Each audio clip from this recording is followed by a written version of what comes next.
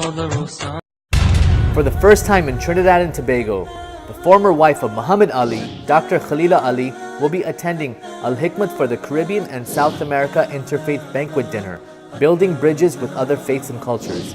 A message will be delivered by Shaikh Shafayat Muhammad, the founder of Alhikmat Dawah Services, on Sunday, March 17, 2019 at 4:30 p.m. at the Paradise Point Banquet Hall, Central Warehousing Complex in Charleville, Chaguanas, Trinidad and Tobago, West Indies. A table of 10 will be 1,500 TTs. To reserve a seat or table for your family members or your non-Muslim friends, you can please contact Al-Hikmat office, inshallah.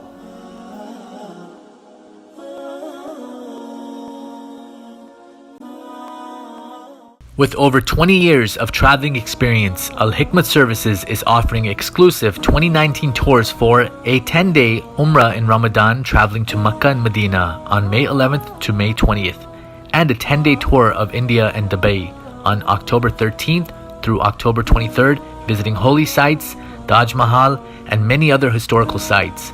These groups will be led by Shaikh Shafayat. For more details, you can contact Al-Hikmat Dawah Services at 1-800-804-0267 or at 954-986-0158, or you can email us at alhikmat@alhikmat.com. Al-Hikmat now offering tours and travel services plus visa application and processing services for Umrah, Dubai, India, and many other countries. For more details, contact Al-Hikmat Services at 1-800-804-0267 or 954-986-0158, or you can email us at alhikmat@alhikmat.com.